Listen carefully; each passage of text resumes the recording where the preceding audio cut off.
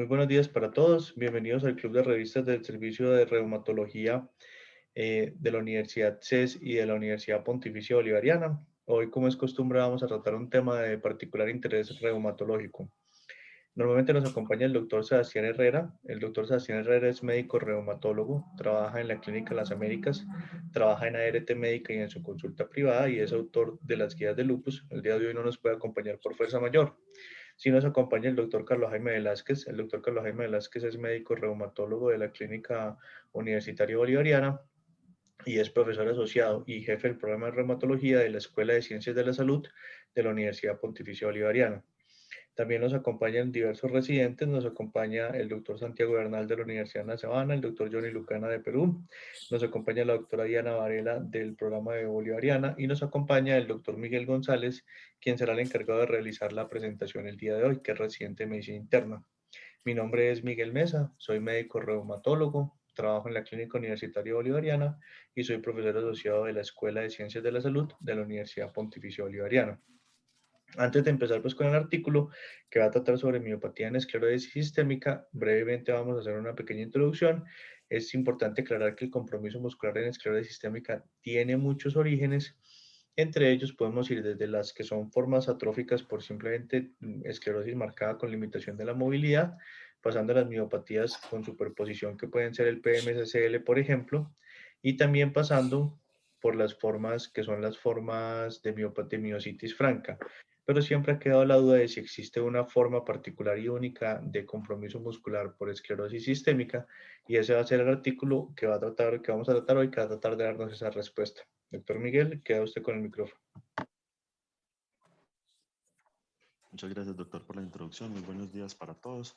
Como nos dijo el doctor Miguel, dale un poquito más durito que se te está escuchando muy pasito, porfa. Listo. ¿Me escuchan mejor? Sí, ya mucho mejor. Listo. Qué pena. Buenos días para todos. Mi nombre es Miguel González Velázquez. Soy residente de primer año de Medicina Interna de la Universidad Pontificia Bolivariana. Como dijo el doctor Miguel, este es el artículo que discutiremos el día de hoy. Está titulado Miositis asociada a esclerosis sistémica. Se caracteriza por una inflamación mínima y una patología capilar específica. Este artículo fue publicado en la revista Acta Neuropatológica, está disponible en línea desde el 17 de abril de este año y salió en la edición de este mes. La autora principal, la doctora Elis Siegert, trabaja en el Departamento de Reumatología e Inmunología Clínica del Hospital Charité Universitätsmedizin. Este hospital pues, es un hospital universitario de Berlín muy importante y está asociado a la Facultad de Medicina de la Universidad Libre de Berlín y a la Universidad Humboldt de esta misma ciudad. Entonces, para contextualizar un poco el estudio, como decía el doctor Miguel, la esclerosis sistémica es una enfermedad del tejido conectivo que es poco frecuente, pero tiene una alta carga de morbimortalidad y se caracteriza por esta triada: vasculopatía, fibrosis y un fenómeno de autoinmunidad. Dentro de la vasculopatía habrá un crecimiento de los capilares. Luego estos capilares van a disminuir en cantidad, disminuyendo la densidad total, y va a haber finalmente una vasculopatía obliterativa, que será la que está asociada a alguna de las complicaciones de la enfermedad, como lo son las úlceras digitales, la hipertensión arterial pulmonar e incluso las crisis renales. Y esta obliteración se va a dar por una proliferación de la íntima que va a ser concéntrica y disminuye la luz, finalmente llevando a una isquemia del tejido y a desencadenar una respuesta inflamatoria. También habrá un fenómeno de autoinmunidad que se caracterizará porque va a haber infiltrado de células inflamatorias en los tejidos y unos autoanticuerpos. Estos pacientes casi todos tendrán ANAS positivos y adicionalmente tienen unos anticuerpos específicos de la enfermedad, que la mayoría o los más importantes son el anti-SCL70, el anticentrómero y los anticuerpos anti-RNA polimerasa 3. Y finalmente, esta isquemia tisular y esta inflamación desencadenará unas vías de señalización que activarán vías de formación pues, de matriz extracelular y depósitos de colágeno, que llevará a la fibrosis básicamente de la piel y de cualquier otro órgano del cuerpo, llevando a falla orgánica terminal. Es importante entonces recordar que el compromiso muscular en la enfermedad se ha descrito de una forma muy heterogénea, pero que hasta el 30% de los pacientes con esclerosis sistémica podrán referir o manifestar debilidad en algún momento de la enfermedad. Es multifactorial y, como decía el doctor, se ha asociado en parte a la atrofia de los músculos, que puede estar asociada al desuso por la fibrosis y la limitación pues, de la movilidad articular de los pacientes, también a procesos de desnutrición que pueden estar asociados a las complicaciones gastrointestinales de la enfermedad y también al fenómeno fenómeno inflamatorio y a un proceso propiamente muscular, dentro de las que se encuentran los síndromes de sobreposición, que pueden estar pues, más o menos hasta un 5 a 10% de los pacientes, o enfermedad muscular específica, que se ha alcanzado a reportar hasta en el 20% de los pacientes. Estos pacientes tienen un impacto importante sobre su calidad de vida y se ha visto una asociación importante con compromiso del músculo cardíaco. Y adicionalmente, se ha descrito también una miopatía fibrosante franca en la que hay unas grandes contracciones musculares y un aumento muy significativo de la CPK, pero eso no se ha visto pues, de forma como homogénea.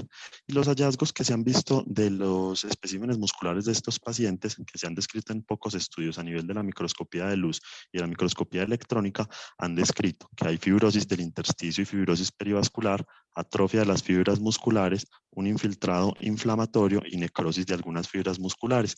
Y también se ha visto que hay ruptura de estas fibras musculares en algunas, además de la atrofia. Adicionalmente hay degeneración y un engrosamiento de los capilares que hacen parte pues, del tejido muscular.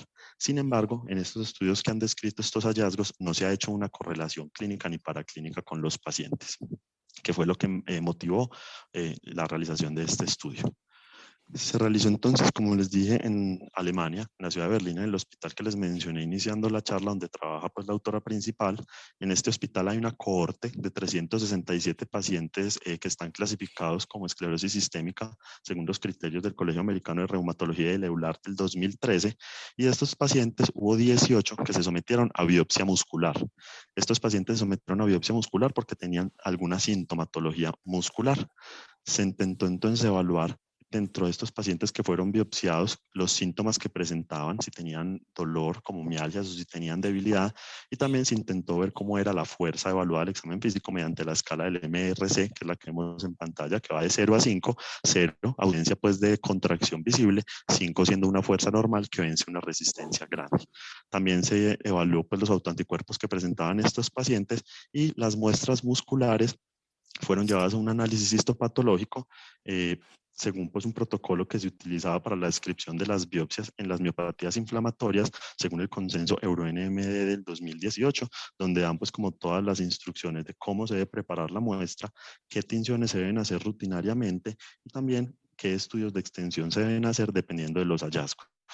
Adicionalmente, después de la evaluación en la microscopía, se digitalizaron las imágenes para una evaluación ultraestructural más detallada y para la realización de la digitalización se utilizaron 10 controles enfermos, biopsias que tenían en el departamento de pacientes que tenían dermatomiositis en 8 de ellos y 2 con síndrome de antisintetasa y un paciente sin enfermedad que lo utilizaron como control para la digitalización de las imágenes y también para la estandarización pues, y calibración de la microscopía electrónica.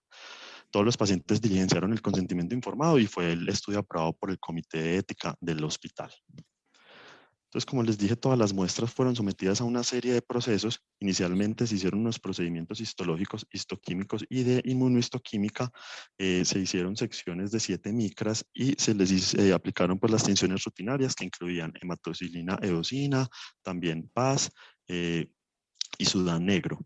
Y después se utilizaron pues, algunos marcadores de inmunohistoquímica para una mejor caracterización de las muestras.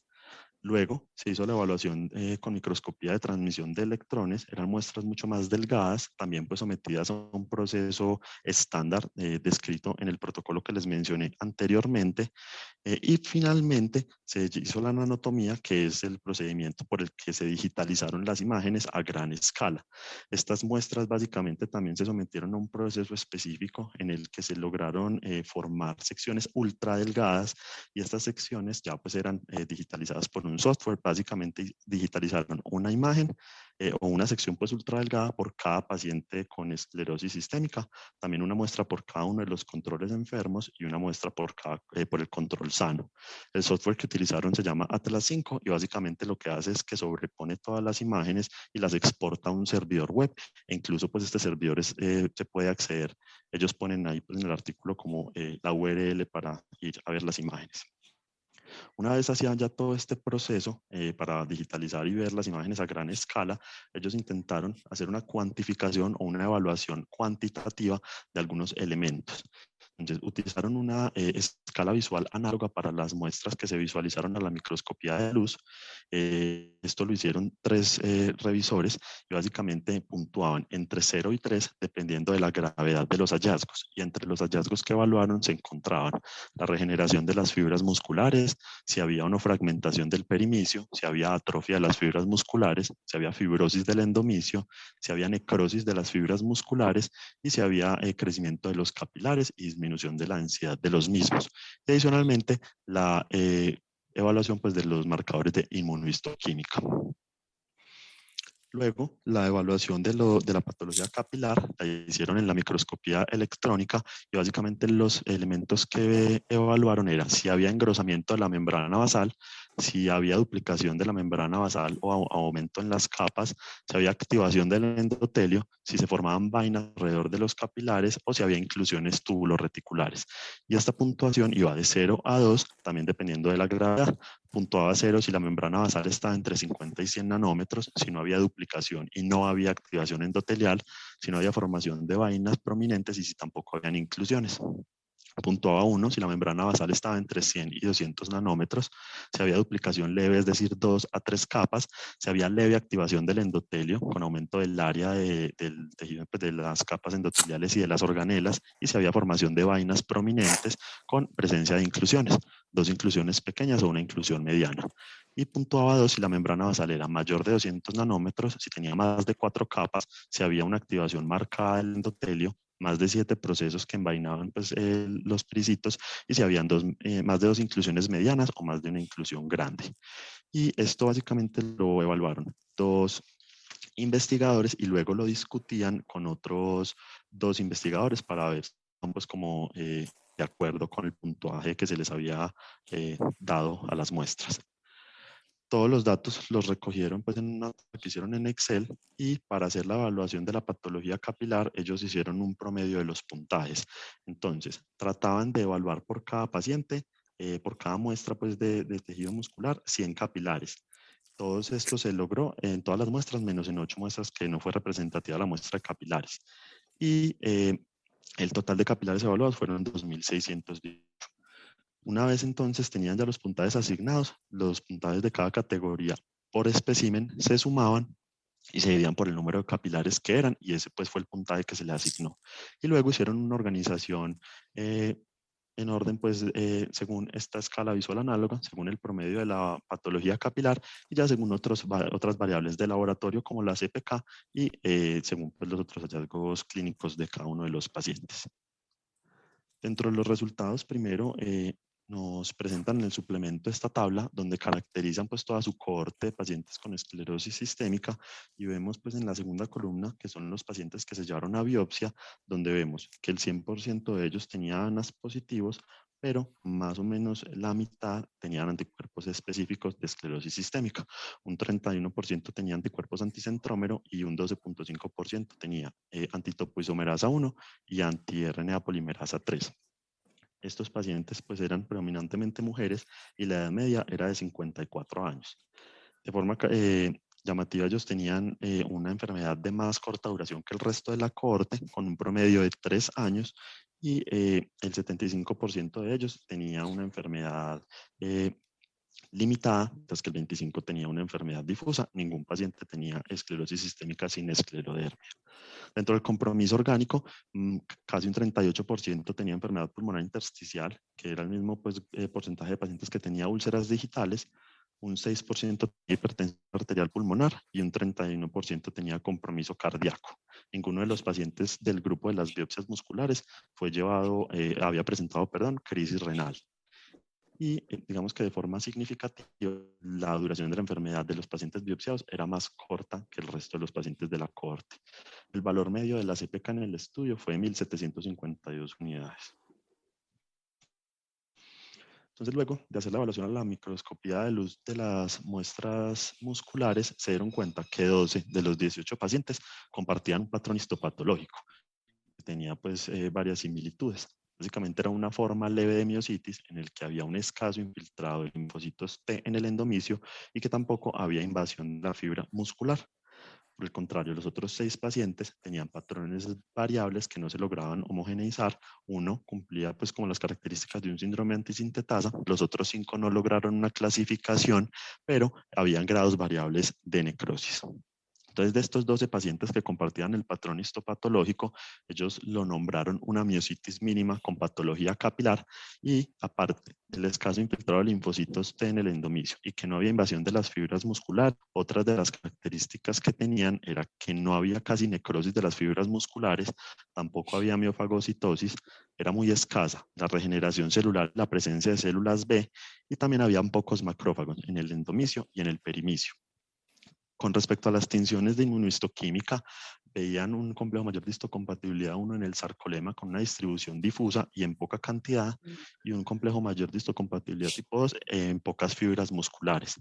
Adicionalmente, vieron que había depósito de complemento escaso en el sarcolema, pero que no había depósito de complemento en los capilares. Adicionalmente, vieron pues capilares engrosados y muchos de estos capilares que estaban engrosados eran positivos para el receptor beta del factor de crecimiento derivado de plaquetas. Todo esto pues a diferencia de los otros 6 pacientes que no compartían el patrón, donde vieron que tenían una cantidad mucho mayor del complejo mayor de histocompatibilidad tipo 1 en el sarcolema, que el complejo mayor de histocompatibilidad tipo 2 era mucho más positivo en este otro grupo, que había un infiltrado inflamatorio en el endomisio y en el perimicio muy significativo y que la presencia de fibras musculares necróticas era mucho mayor. Adicionalmente, estos pacientes tenían más engrosamiento de los capilares y otras alteraciones pues, a nivel de la membrana basal que ya veremos. Estas son las imágenes que ellos comparten en, pues en el artículo, son casi todas pues, del mismo paciente y básicamente lo que nos muestran, como vemos aquí pues, en las de la izquierda, son las de la microscopía de luz.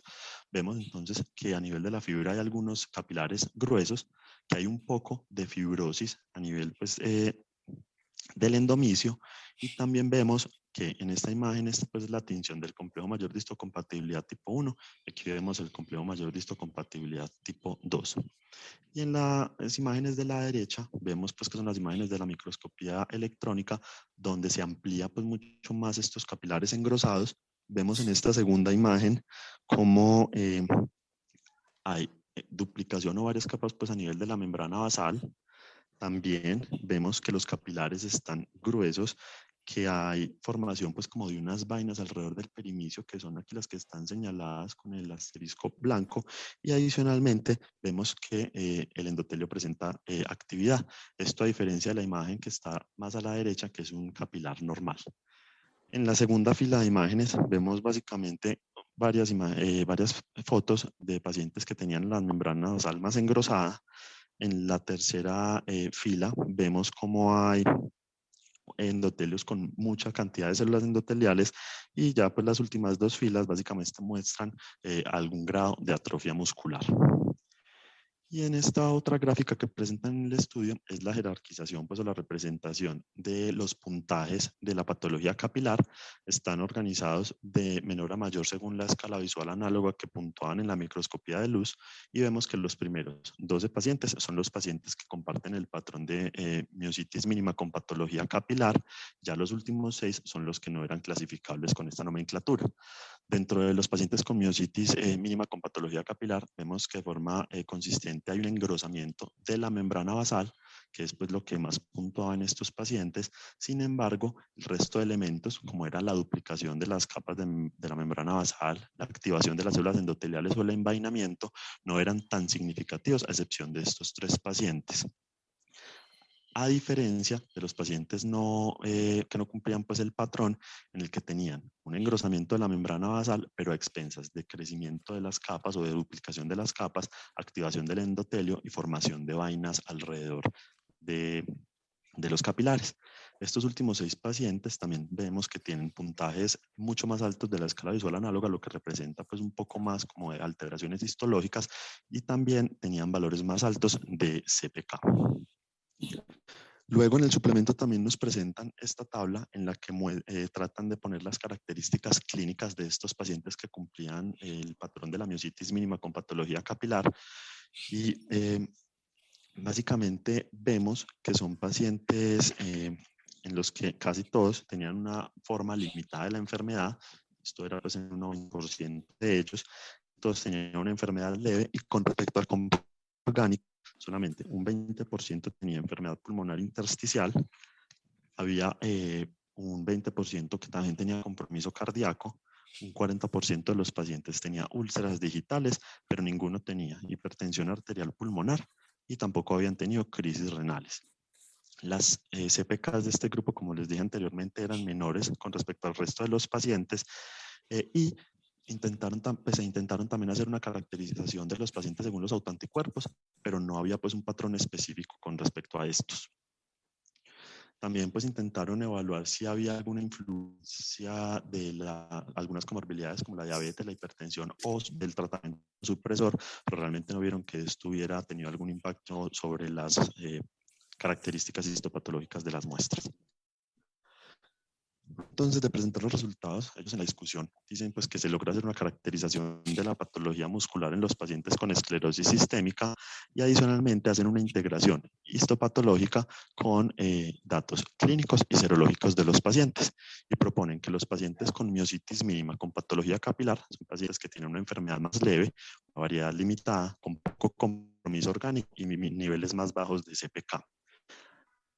Pues recuerden que el crecimiento de los capilares es una característica común de la esclerosis sistémica, pero en los pacientes que tenían la miositis mínima con cambios capilares, con patología capilar, tenían el crecimiento de los capilares, pero que no había un daño inflamatorio añadido. Y pues dicen que no lograron hacer una caracterización o encontrar pues como un comportamiento homogéneo en este patrón histológico con respecto a los autoanticuerpos. También entonces ellos recalcan que la microscopía electrónica y la posibilidad de digitalizar las imágenes va a permitir y permite una preservación de la microestructura para hacer una evaluación mucho más detallada y poder presentar este tipo de patrones. Y también reportan que no lograron encontrar la enfermedad fibrosante grave que se ha reportado en algunos escenarios y proponen más que ha habido pues como un continuo leve de la fibrosis en estos pacientes. Dentro de las limitaciones del estudio, ellos dicen pues, que al ser de carácter retrospectivo, había limitaciones en la recolección de información y adicionalmente la información era recogida por distintas personas, lo que disminuía un poco como que fuera hecho de forma homogénea. No en todos los pacientes se tenía una puntuación objetiva con respecto a la fuerza y tampoco estaba como bien protocolizado cuáles pacientes con esclerosis sistémica iban a ser llevados a biopsia y por eso no lograba como una representación completa y homogénea de la población de pacientes con esclerosis sistémica y compromiso muscular. Como conclusión del estudio, entonces, se logra hacer una integración clínica, serológica y morfológica de los pacientes con esclerosis sistémica y algún compromiso muscular y se encontró que la miositis mínima con patología capilar es un patrón característico del daño muscular en esclerosis sistémica en un grupo de pacientes que van a tener enfermedad más leve, con poco compromiso difuso, poco compromiso orgánico y unos niveles de CPK más bajo, sin asociación específica con anticuerpos. Muchas gracias. Muy bien. La doctora Diana, ¿qué opina del artículo? Profe, pues es un artículo interesante que aunque el estudio puede tener varias limitaciones, incluso puede tener sesgo de selección, le queda a uno muchas dudas en quién hacer y no hacer biopsia muscular, pues es algo que uno le da la idea de lo que hemos hablado y es que la esclerosis sistémica, su blanco es el endotelio y la microvasculatura. Y es lo que se ve en estas biopsias, que el compromiso es más capilar que muscular. Entonces creo que va ahí de la mano de la fisiopatología que conocemos. El doctor Johnny, ¿qué opina? Sí, doctor, buenas tardes. Bueno, sí, pues una revisión, sobre todo para determinar pues, el patrón característico, ¿no?, que se busca, ¿no?, de esta patología, una miopatía pues, ¿no?, mínima, ¿no?, con patología capilar, ¿no?, donde pues se evidencia, pues, ¿no?, los hallazgos clínicos, patológicos, estamos frente a un patrón característico, ¿no?, de esta enfermedad. Bueno, importante mencionar, pues, ¿no?, la clínica que se encontró, pues, ¿no?, predominante más, pues, ¿no?, una lesión leve, ¿no?, más, con afectación, ¿no?, o con predominio de, pues, de una esclerosis sistémica más limitada, ¿no? Con expresión, pues, de anticuerpos característicos más, ¿no? Como anticentrómero. Es lo que más les detalla, ¿no? Gracias. Muy bien, doctor Johnny, muchas gracias. El doctor Santiago. Eh, Profe, Pues, ¿quiere profe, decirnos a mí algo? me parece que... El profe Carlos Jaime nos iba a decir algo. No, adelante, Santiago. Bueno, Santi, Gracias, profe. No, a mí me parece un artículo interesante porque si bien, digamos, las mismas limitaciones que señalan los autores, pues nos enseña que el compromiso muscular por esclerosis sistémica tiene unas particularidades y creo que esto es importante, no solamente para nosotros como reumatólogos, sino también para los patólogos, que es fundamental que empiecen a buscar, o sea, para que sepan, digamos, como qué es lo que lo deben buscar en los pacientes con esclerosis sistémica. De acuerdo con Diana, es que no, de pronto la indicación puede ser un poco más difícil en algunas condiciones, porque, pues, de hecho ellos lo muestran, algunos de los pacientes celebraron CPK, otros no, pero creo que es algo importante porque nos abre una visión tanto a los clínicos como a los patólogos sobre qué es lo que hay que buscar en un paciente con esclerosis sistémica si estamos esperando afectación muscular y que no es lo mismo el compromiso muscular en la esclerosis sistémica al que de pronto vemos en lo que ellos dicen en el universo de las miopatías inflamatorias, que es otra entidad. Entonces me parece muy interesante porque pues es un abordaje que nos va a ir abriendo algo nuevo que pues claramente necesita todavía más investigación, pero que es muy interesante. No, lo que iba a decir era que pues es importante, por ejemplo, el valor de la CPK, pues que siempre será cuando uno se enfrenta a un paciente con miopatía, cómo diferenciar una miopatía inflamatoria de una miopatía pues, primaria asociada a una enfermedad del tejido conectivo. Entonces, digamos que los valores de CPK son esos, generalmente son elevaciones leves, hay más mialgias que debilidad y la respuesta a los glucocorticoides. Sí, a mí me parece interesante porque ocasionalmente uno ve pacientes con esclerosis sistémica que tienen mucha debilidad muscular y tienen elevación de las enzimas de manera importante. Entonces ahí digamos que la biopsia muscular creo que estaría indicada porque se sale como el comportamiento normal de la esclerosis sistémica y el problema de las miopatías en la esclerosis sistémica es que son como muy, pues en el sentido de que no se caracterizan bien porque el paciente si tiene mialgias, que normalmente tiene compromiso articular, los pacientes reciben dosis bajas o moderadas de glucocorticoides y mejoran tanto los valores de enzimas musculares como la fuerza y las mialgias. Entonces, a veces no se explora suficientemente y lo que han mencionado, pues que es el evento centinela en esta enfermedad, que es la vasculopatía y lo que se ve reflejado en la patología muscular de este estudio histológico. Yo pienso que hay varias cosas a recalcar ahí. Lo primero es que esto es una técnica novedosa y al ser una técnica novedosa puede que reescriba muchas cosas de patología muscular porque es una técnica distinta que están utilizando para la microscopía. Lo segundo es que siempre tenemos un gran problema con esclerosis y es que definir actividad en esclerosis es muy difícil porque usted tiene actividad inmunológica y tiene actividad vasculopática y tiene daño vasculopático. Entonces, definir hasta qué punto una manifestación de la enfermedad es por daño vasculopático y no por daño inmunomediado es muy difícil. El ejemplo más claro, digamos que en ese caso es como los pacientes con crisis de Raynaud, que las crisis de Raynaud no se tratan casi nunca con inmunosupresores, sino que se tratan como vasodilatadores. No sé, profe Carlos Jaime, ¿qué opina de eso? Que a veces es tan difícil de solucionar.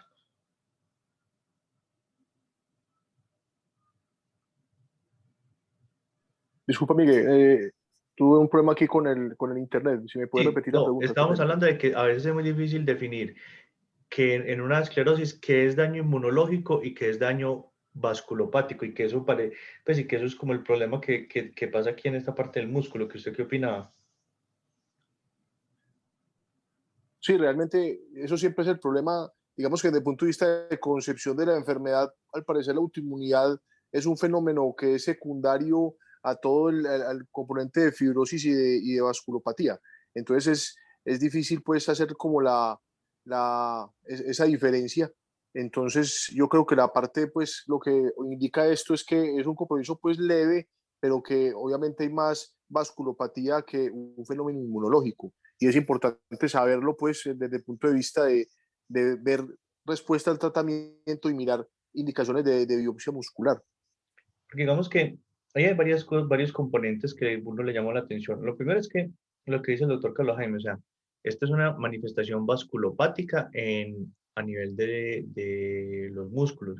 Entonces la pregunta, por ejemplo, que yo le haría es porque ustedes dicen que hay que hacer biopsia, pero realmente este grupo está muy claramente definido. Es un grupo que tiene compromiso muscular con poca elevación, que es lo que se ha caracterizado en esclerosis como una miositis atrófica o una miositis con bajos niveles de CPK. Entonces, realmente no sería tan importante. Incluso usted podría, por ejemplo, tener algunas herramientas como la capilaroscopia. Si usted tiene un paciente con una miopatía que tiene el componente típico de una vasculopatía con cambios mínimos y componente vascular pues, y capilar, usted podría hacer una capilaroscopia. Si la capilaroscopia efectivamente está alterada, usted podría soportar ese diagnóstico. Evidentemente, estas son elucubraciones pues, que se tienen, pero uno dice, pues si lo que pasa es un daño vascular, la capilaroscopia debería ser una opción para poder verlo. Entonces, le abre a uno ciertas cosas que son importantes. La primera, que posiblemente el tratamiento de estos pacientes iría más hacia el punto de hacer una vasodilatación, tratarlo como se trataría un fenómeno vasculopático en esclerosis sistémica. Y lo segundo es que puede que la capilaroscopia nos ayude. Ahora le llama la atención que hay poca tasa de complicaciones, aún de las complicaciones típicas de las esclerosis sistémicas limitadas, como es, por ejemplo, la hipertensión pulmonar. Pero pudiera ser simplemente que el tiempo todavía no sea para que se presenten esas complicaciones, porque sería esperable pues que en esta cohorte sí esté. Y la otra cosa es que sí hay mucha incidencia de úlceras digitales que se asocian con mayor complicaciones e incluso con mayor mortalidad en ocasiones en esclerosis sistémica. Entonces, por ese lado, uno le parece interesante. Yo no sé, profe Carlos Jaime, ¿usted qué opina de pronto qué utilidad podría uno tener en la capilaroscopia? Pues evidentemente esto es de solamente una locuración, pero a uno le parecería interesante un paciente que tuviera un fenotipo mínimo que uno le hiciera capilar y si la capilar sale alterada, eso le soporta el proceso vasculopático. Sí, de acuerdo. De pronto tal vez uno, dependiendo, también puede encontrar cambios más tardíos en el sentido de que predomina pues la vasculopatía, aunque también depende del resto del compromiso pues orgánico, pero yo creo que siempre será, creo que como lo menciona Cutolo y su grupo, la capilaroscopia pues no solamente es como inicio de ese daño microvascular, sino que es un biomarcador en el sentido de que permite tomarle la temperatura pues a la esclerosis sistémica y predecir cierto compromiso orgánico. Es claro, pues se ha tratado de buscar hipertensión arterial pulmonar, otras complicaciones, reducir úlceras digitales, pero por ejemplo este compromiso que muchas veces es subclínico, creo que sí sería muy importante hacerle capilaroscopia a estos pacientes, sobre todo tener pues un umbral bajo para la sospecha. O sea, esas mialgias hay que investigarlas, no necesariamente con biopsia, pero sí hacer electromiografía, hacer todas las enzimas musculares y esos pacientes posiblemente sí sean candidatos a capilaroscopia. Y yo le quiero preguntar a los doctores residentes, porque es que obviamente el doctor Cutolo tiene tres patrones, temprano, activo y tardío, pero temprano, activo y tardío tienen un problema y es que dos nombres dicen una cosa y un tercer nombre dicen otra. Es como cuando usted dice lunes, papaya y miércoles, que es un nombre que no cuadra ahí, porque temprano, intermedio y tardío deberían ser los nombres. Activo me parece que habla de actividad, cuando realmente el patrón activo lo que habla es de un patrón de daño intermedio o un patrón de daño, si usted lo quiere, establecido.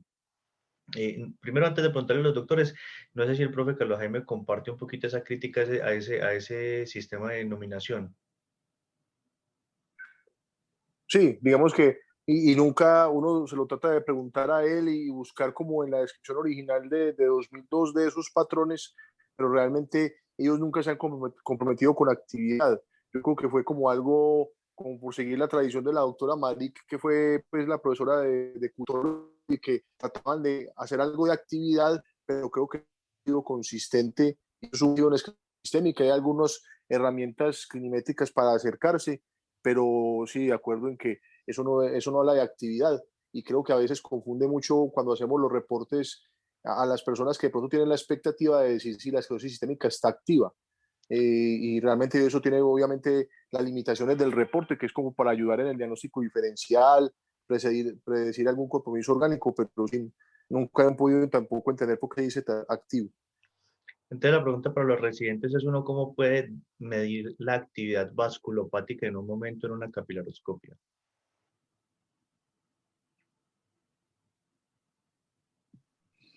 Pues, profe, cuando hay presencia de megacapilares, cuando hay una Pero no, densidad o más o menos, cuál es el marcador puntual que le habla usted de que haya daño en ese momento microvascular, o sea, de actividad microvascular en el instante? Magia. las microhemorragias.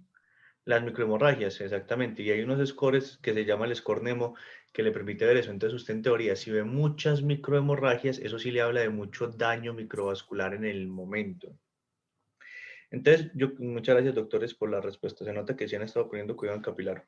Eh, para, para resumir, uno podría tener en esclerosis sistémica varios tipos de miopatía. Los síndromes de superposición, de los cuales uno de los representantes es la escleropolimiositis, que es el PMSCL que tiene las manifestaciones.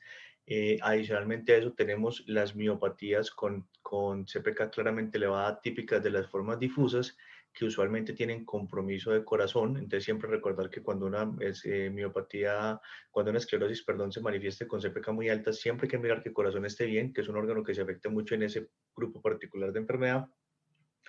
Tenemos los cambios capilaroscópicos con mínimos con compromiso capilar, que es esta forma que parece muy típica de la forma limitada. Y tenemos como una miopatía que está a caballo, que son un grupo de esclerosis que como nosotros no tenemos el anticuerpo, no la tenemos tan caracterizada, que son los pacientes RNA polimerasa 3, porque los pacientes, digamos que los pacientes anticentrómero y SSL70 positivos se pueden diagnosticar fácil.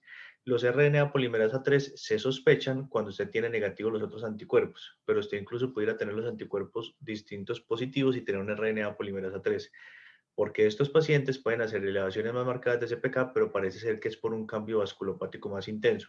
No sé, Miguel, si en lo que describían ellos en el artículo decían que era como una elevación más, pero que tenía más daño capilar, o fue otro del hallazgo. Ellos lo que mencionan con respecto a este cuerpo es que sí tenía mucho más daño capilar y por ende sí reflejaba unos niveles mucho más altos de la enzima de la CPK. Entonces, eso es muy importante porque este subgrupo hay que tener cuidado porque uno lo puede encontrar con CPK elevada, usted lo puede tratar de tratar intuitivamente con esteroides a altas dosis. ¿Y qué complicación tendría tratar a un paciente con RNA polimerasa 3 positivo con altas dosis de esteroides? La crisis Puede renal. ser una crisis renal. Claro, pueden hacer una crisis renal por esclerosis sistémica. Entonces, en ese punto, sí me parece que, por ejemplo, los pacientes con CPK más baja, usted podría, si los tiene muy caracterizados, hasta no hacerles biopsia, pero el paciente con CPK elevada, usted sí tendría que hacerle una biopsia para ver que no sea una RNA polimerasa 3, porque eso le cambiaría el tratamiento. No sé, profe, ¿usted qué opina? Sí, que de acuerdo en que esos pacientes hay que hacer biopsia muscular cuando uno tiene una CPK elevada en la esclerosis, o buscar la superposición o buscar que tenga pues, una miopatía de otro origen o que sea con un componente necrosante y biopsiarlo. Muy bien, entonces, digamos que con esto podemos dar por terminado el artículo del día de hoy. Al doctor Miguel González, muchísimas gracias. La presentación fue un artículo un poquito denso desde el punto de vista de métodos y de todo, pero el doctor lo hizo muy bien, salió del anonimato sin caer en el desprestigio. Yo creo que con esto podemos dar por terminado el club de revistas del día de hoy, que ahorita viene un partido de la Selección Colombia. Les agradecemos a todos muchísimo su asistencia y les deseamos un feliz resto de noche. Nos veremos el próximo miércoles para el artículo de capilaroscopio. No siendo más, esta vez nos vamos a despedir de una manera muy especial que se despiden los residentes diciéndoles see you later, alligator.